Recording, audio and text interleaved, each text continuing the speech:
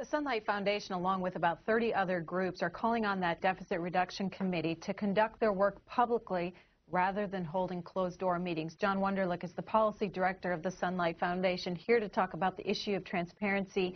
So they've had 4 to 5 public hearings. They're going to have another one today. Why is that not enough, in your view? So it's not enough for a number of reasons. One, because the kind of power and the importance of the decisions that the super committee is making means that they should be considering it in a way that's accountable. And also because the rules require that whenever they have meetings, they be public. So the 15 or so other meetings that the super committee has had, 8 hours each where all the members are in attendance, they're basically claiming that those aren't even meetings. So they're breaking their own rules in order to have their negotiations. Well, Senator Chuck Grassley, Republican of Iowa, was on the Washington Journal recently talking about his recommendations to the super committee. He also made an argument for why they need to work privately. Here's what he had to say. They're taking a blood oath that they aren't going to say too much what goes in there because they don't want to be negotiating in the press. And they don't want all the lockdown coming down on them when some rumor gets out that this program might be affected or that program affected. So even in our Republican caucuses, I don't know how it is in the Democrat caucuses, but even in our Republican caucuses and the steering committees, it's difficult to get our 3 members that are on the committee to say exactly what's going on. John Wonderlich. So it is difficult to get them to say what's going on unless, like last Tuesday, they decide that it's in their interest to start leaking details of their plans to the press. So on one hand, they're demanding secrecy about what they talk about, and on the other hand, they're leaking the outlines of what they're claiming are their plans, but without actually standing by it.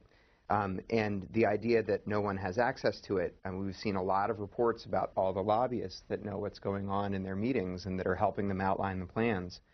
So it's really the public that doesn't have access, the public at large, and the press, when really, if it's in the super committee members' interest, they're willing to give people specialized access. So what's the solution then? I mean, how do you change the current system? Because we do have a system where lobbyists exist. And if it's true, as Senator Grassley has argued, that if they announce something and the lobbyists come down on them, then they get nowhere. That stops their progress. Right. So the super committee process that we're dealing with right now grew directly out of the government shutdown fight and the debt limit fight between House Republicans and the White House, basically, were the two sides.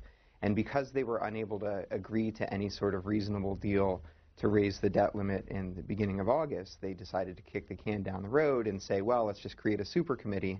And that was really Congress handing over the keys to the car, so to speak, and saying, well, if we can't solve it, we'll put 12 individuals in charge.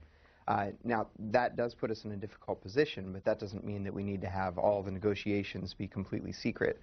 And we've been calling for their meetings to be public, for their rules about having public meetings, and to have real-time disclosure of all the meetings that they have with lobbyists, and also disclosure of all their fundraising while it happens, because as it stands now, we're going to have to wait till January to find out who's been donating to the campaigns of all these members. You have been tracking the Sunlight Foundation, that is, how much PACs have contributed to these members and how many lobbyists have filed that they're working on issues related to the super committee.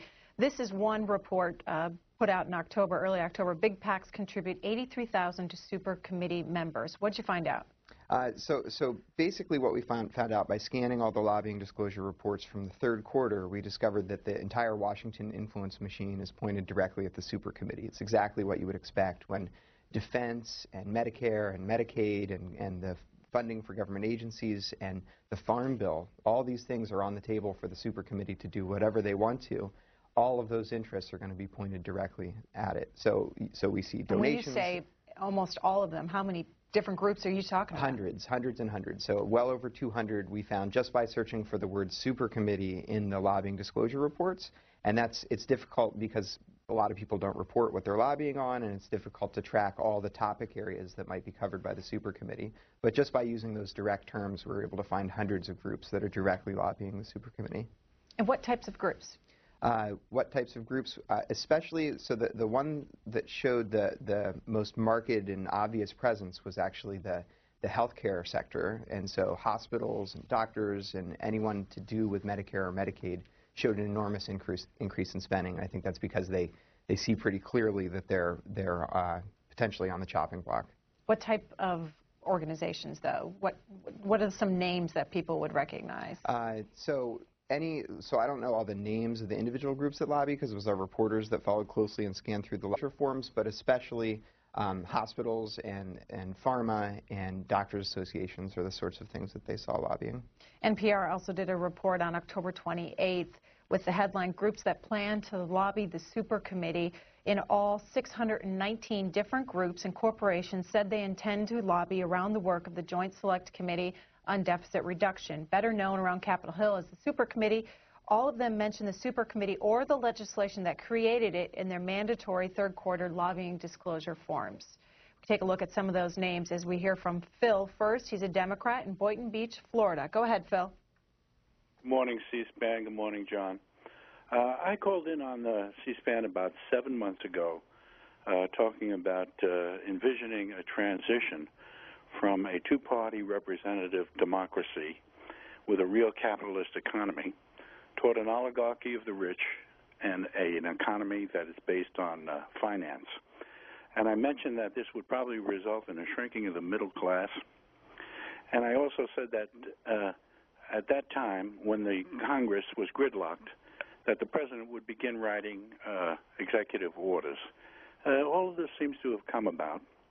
And my question to you is about the Super Committee, because it involves my next prediction, which the Super Committee will become equally gridlocked.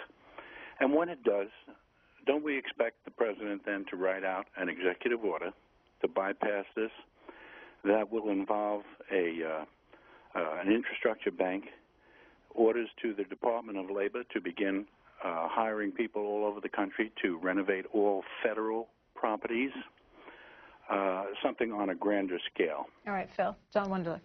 So I don't know whether we can expect the president to write an executive order in the way that you described, but I think that we can say for certain that the kind of gridlock that we're seeing is they're to solve it by removing policy from politics.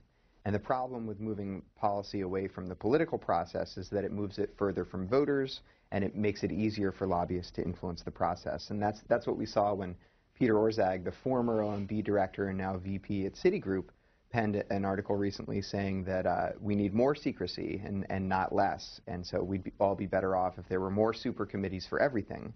I think that that's a little bit too much power for 12 people to have. Mike, next in San Antonio, Texas, an independent. Yes, howdy. Thanks for C-SPAN. You guys do a wonderful job.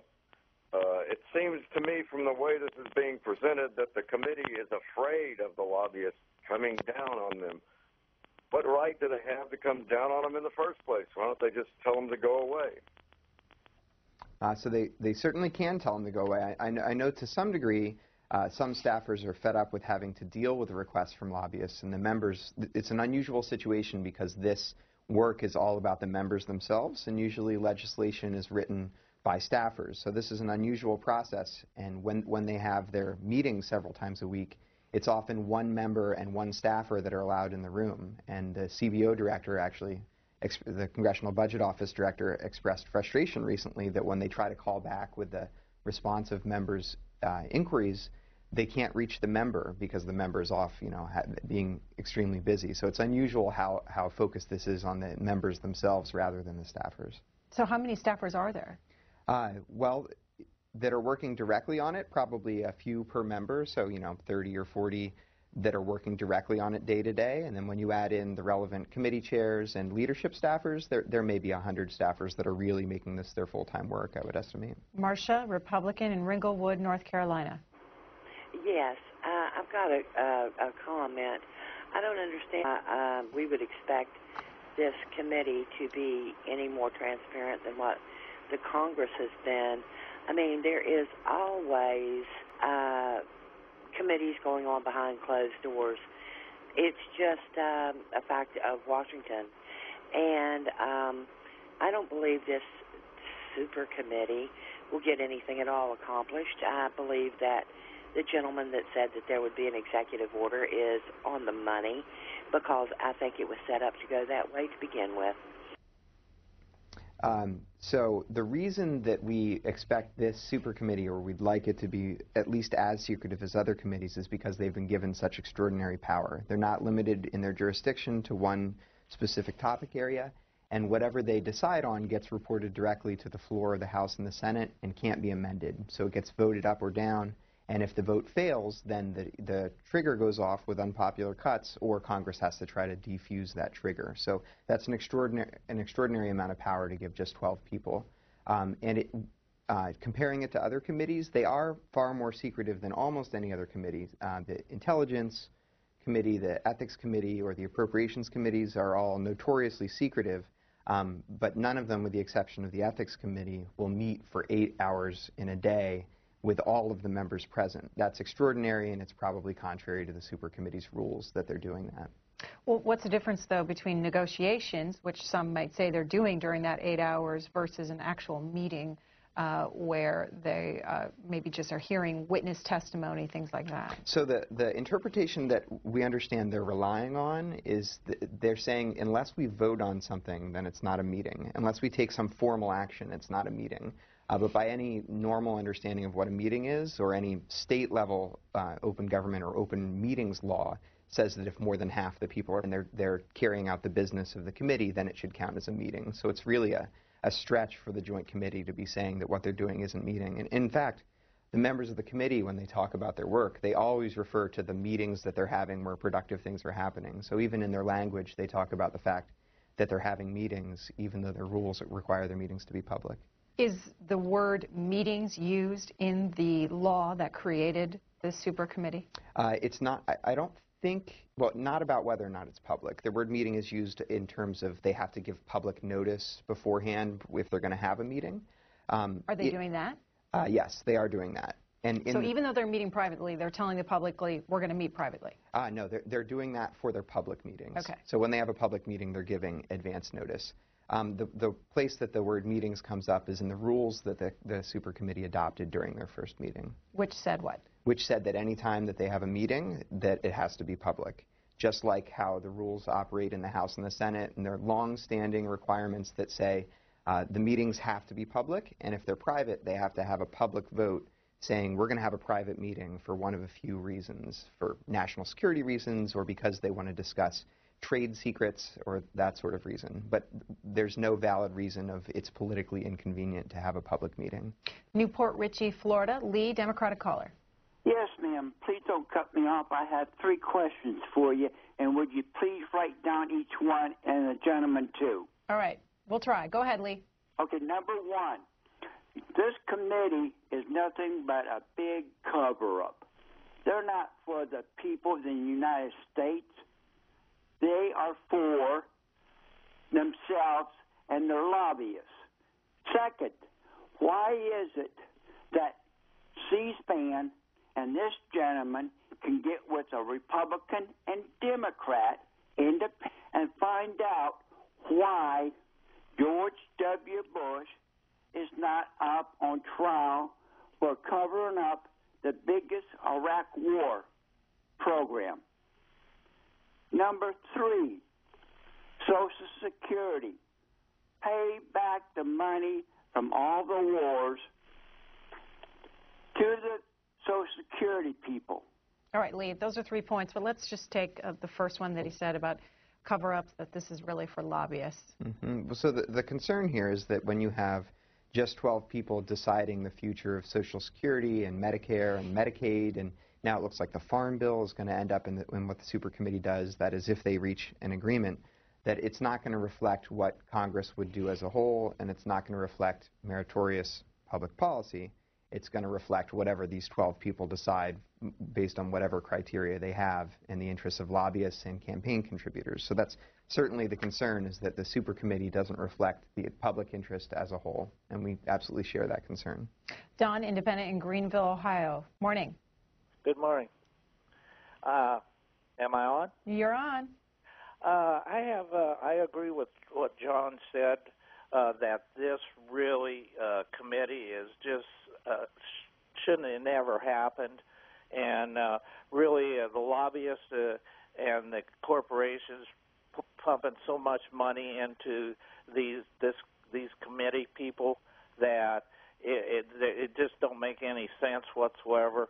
And another thing, I really think the only way to straighten this out is to have a third party called We the People of the United States. All right. John Wonderlich.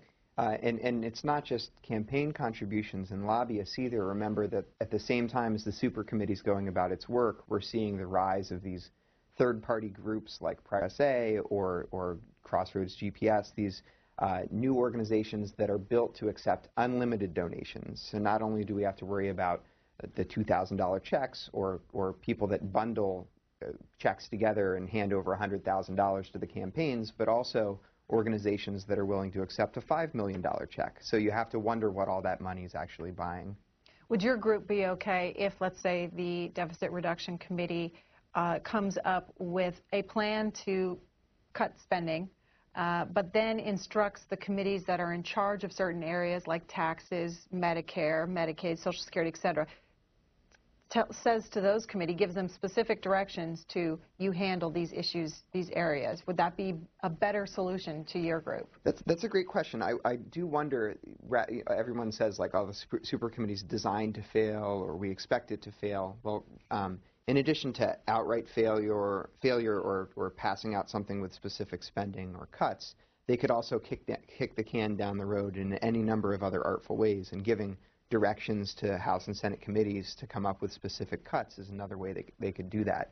Basically replacing the budget process with a far more secretive process where the conference committee happens first before there's even a bill. So that's absolutely possible. And if that happens, it would probably mean that we would have 12 super committees as a result of the super committee, where this one debt limit fight begets one small group of people after another with a spending goal but no substance in mind. So basically all the policy ends up happening in secret, and the spending goal was the first thing to be decided. That's absolutely a risk. Craig, Democratic caller, Newport Richey, Florida. Good morning. How are you doing today? Morning. Well, I see the super committee as being just another way for our government to try to take the entitlements away from people. I just got off of the phone with Social Security Administration this morning. I've been declared disabled by a birth defect of my heart, but I don't want to be disabled. I want to work. Well, due to insurance codes and all that stuff, now the insurance companies that handle workman's comp and liability insurance for businesses have the right to refuse me insurance to cover me on the job site, therefore denying me employment. So today, for the last couple of weeks, I had a heart attack in September. I've been trying to get my disability started. I've been paying into Social Security for 45 years of my life. I served this country in the United States Army during the Cold War and Special Forces, and I've been denied every entitlement that I paid into. Now, what am I supposed to do? I have a 13-year-old daughter and a wife that I can't get a job and take care of. We're trying to live on $13,000 a year. All right, Craig, got your point. John Wonderlich, anything you heard there? Thank you. So the things that Congress is considering are incredibly important and complex issues, and these are not the sort of issues that should be decided in secret in meetings with lobbyists without ever airing what the actual policy decisions and options are. And that's what was so frustrating last week when Republicans and Democrats both floated their plans.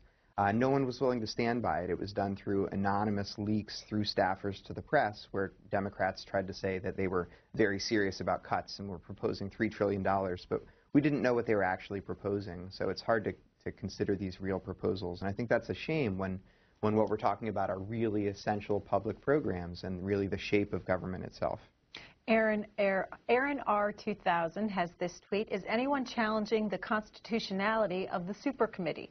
How is it different from any other subcommittee or gang of X? So the constitutionality question is one that's come up.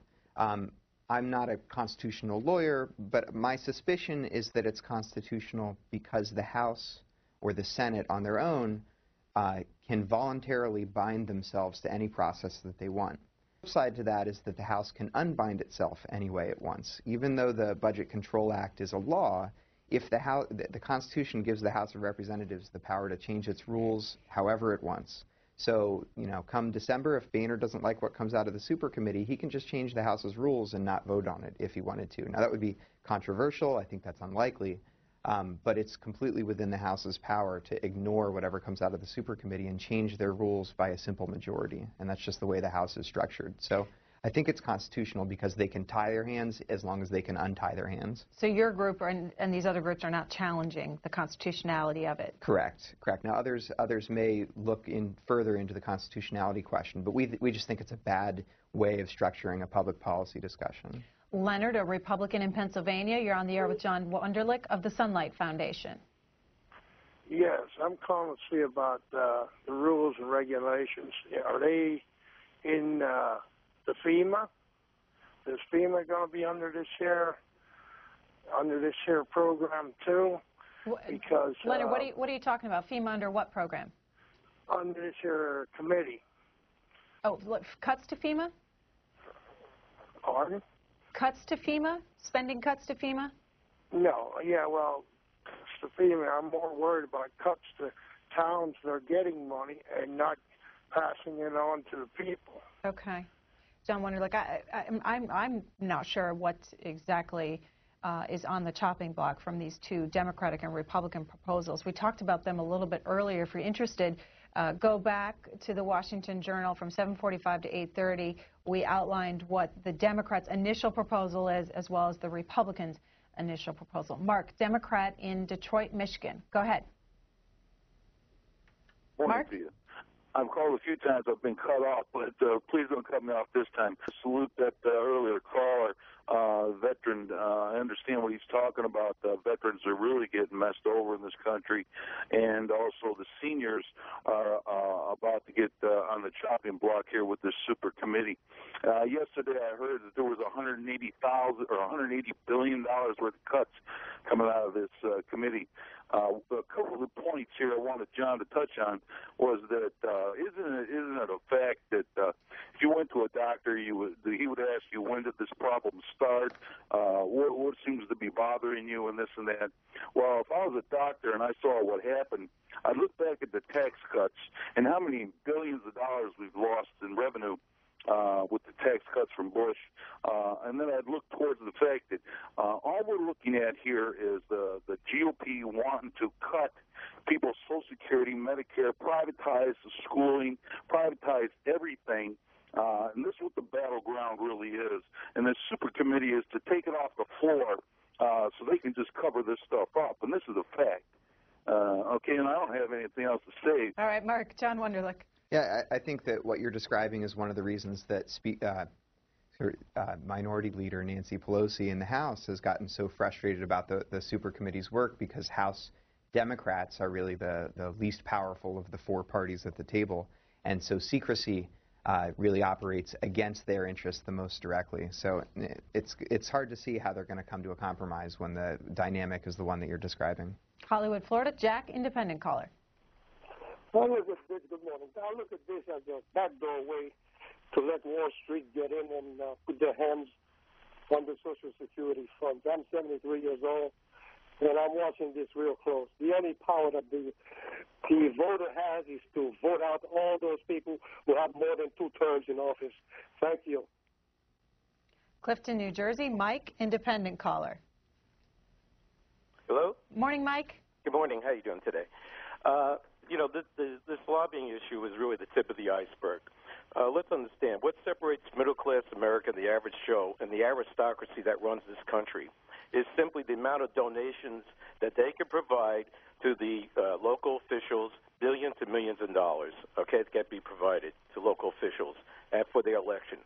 So who do you think they're going to represent? They're going to represent the interests of this aristocracy. And how is that manifested? You have a worldwide budget, military budget presence, which represents the economic and political interests overseas to these multi-billionaires, okay? They are spending all this amount of money in occupations, wars, investments, you name it, they have it overseas. That's to protect their interests.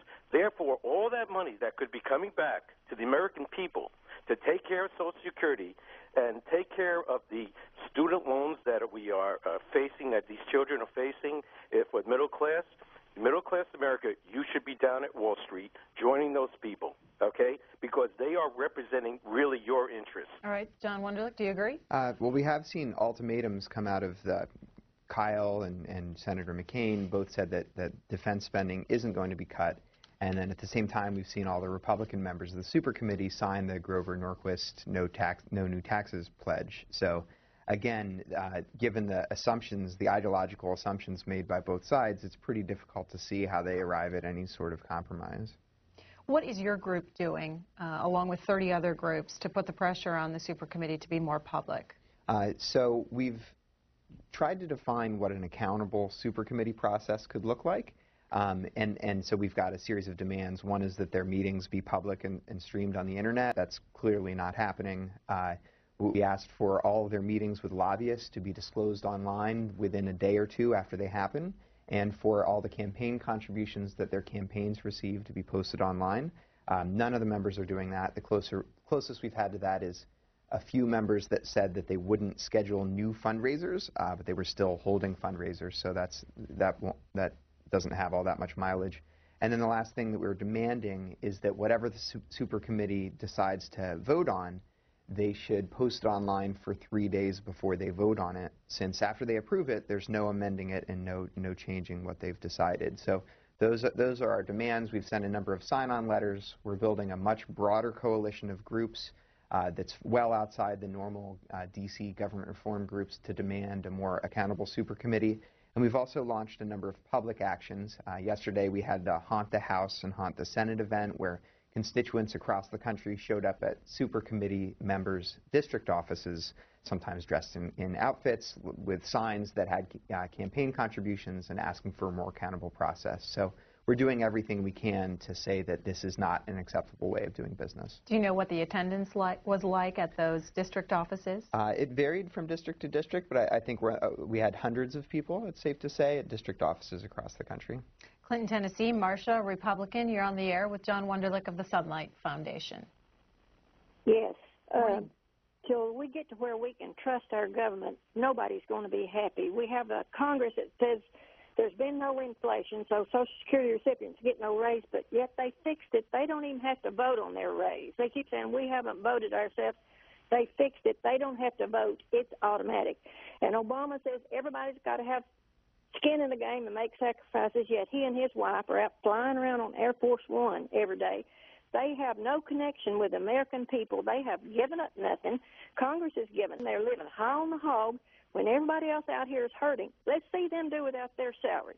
John Wonderlich. So Congress did actually cut its own budget, and that's something that we have some concern about, because when you see members of Congress relying on lobbyists more than you'd like, you have to wonder, if they cut the budget of the staffers that are out there doing legislative work every day, does that just make an even greater reliance on lobbyists? So it's difficult to say what kind of government cuts make things better and which ones make things worse.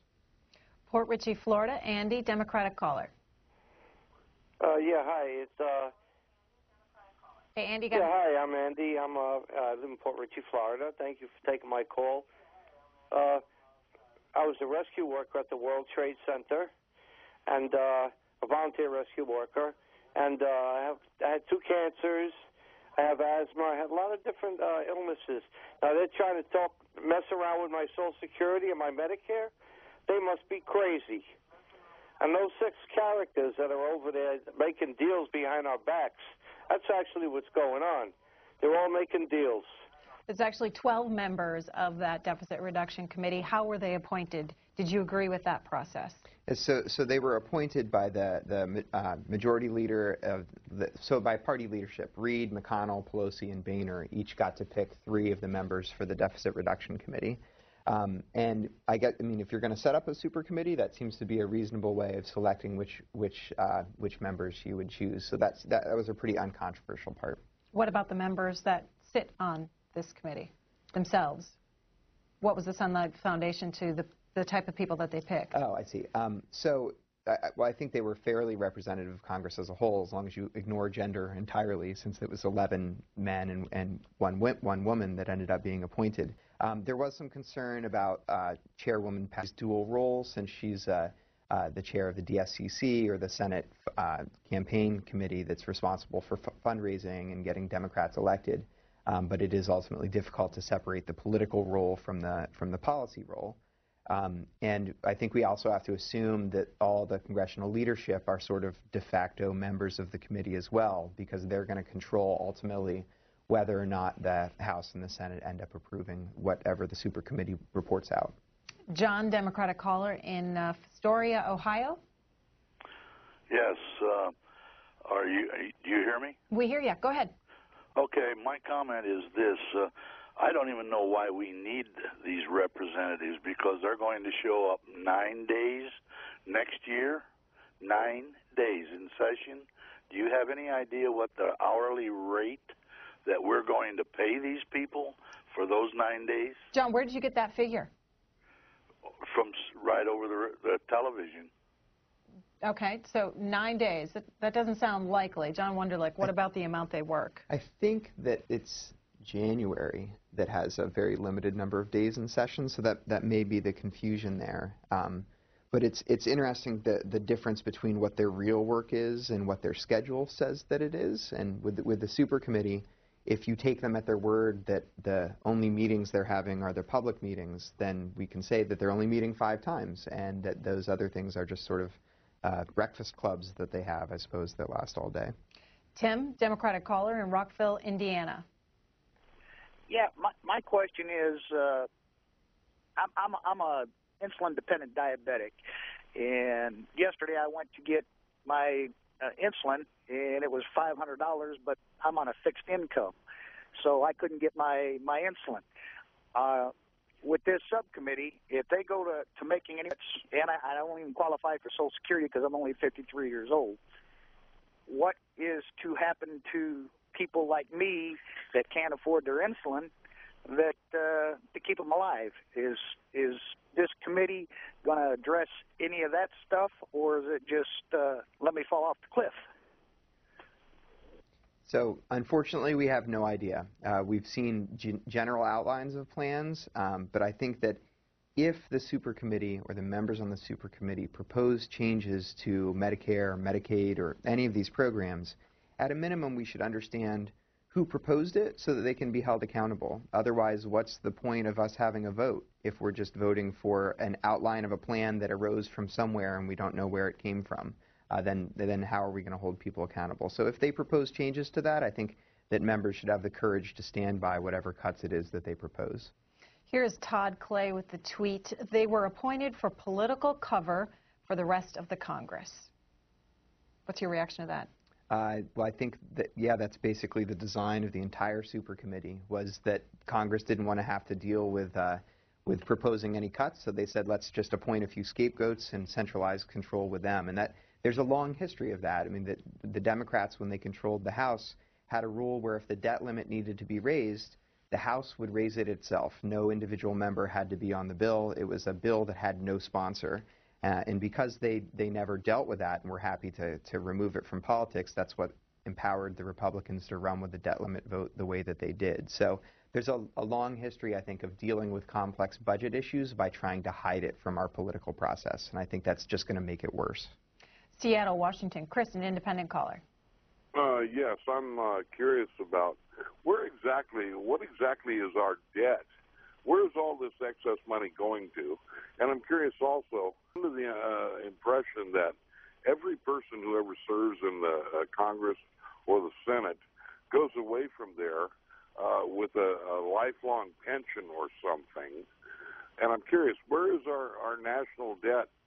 What are we paying all this excess money? Why are we in debt with as rich as we are? How much are we spending on retirement salaries for ex-congressmen, ex-teachers, ex-all of these other people? John Wonderlich, is that something the Sunlight Foundation tracks? Yes. Yeah, there are others that aren't me that track in more detail the budget process and the deficit and the debt and explanations of all the detail. If you Google for terms like explaining the government debt or explaining the deficit, they'll break down to what degree all the deficit is a result of the wars or the tax cuts or the faltering economy or health care. There are a lot of different causes for the kind of deficits that we're facing now. Rick, a Republican in Idaho. Morning. Good morning, John. This is Rick Aitchison calling you from Napa, Idaho. I'm a retired Marine. I brought something to your attention about 6 months ago in refers to a CRS report for Congress The order code is 98-916. The title is Foreign Aid and Introductory Overview of U.S. Programs and Policies. This report refers to all the foreign aid and foreign spending that Americans have put into since 1946 to the year 2007. It took me exactly 4 days to add up the total amount, and it comes to $16,525,320,000,000. Now, my question is, why hasn't the Super Committee reviewed this report? And two of the previous callers, I believe he's a former soldier in the United States Army, he's been denied his benefits. And 1960, 1 year before I and President Obama were born, the United States Congress appropriated $32 billion from this trust. Okay, Rick, I'm just going to leave it there because we're running out of time. John Wonderlich? So I'm not sure what the $16 trillion is you're referring to, but the $1.2 trillion that the Super Committee is tasked with achieving is over a 10-year time frame. So it may be a little bit of a difference in scale with what we're talking about. Clearfield, Pennsylvania. Paul, Republican, go ahead. Paul, you with us? Oh, Paul, morning. Yeah, I'm here. All right, we're listening. Okay. Last night I happened to listen to a C-SPAN pre-recording. The chair of this committee or group discussing this committee, Super Committee, was a gentleman from Fox News Network, Senator Simpson, Kyle Rowe, Dr. Simpson, and the former communications director for Obama. Now, all of them predicted the success of this particular committee, Super Committee, would be anywhere from 10% to less than 50%. Now, if I was a betting man and I had a horse that was running in this race, I wouldn't bet on anything like that. John Wonderlich? Yeah, so a lot of the conventional wisdom right now is pretty split on whether or not the Super Committee is even able to get a majority and vote anything out that goes to the Congress. So then we have to start thinking about what the deadlines are and what happens, because that leaves unpopular cuts as the next step. But as soon as the Super Committee process fails, anything that's more popular than those cuts becomes a viable option compared to cutting defense and cutting Medicare benefits. So I think if the Super Committee process fails, all the eyes are going to turn to changing the trigger and other statutory fixes so that the automatic cuts don't actually happen. John Wonderlich is the policy director for the Sunlight Foundation. Thank you for your time. Thank you.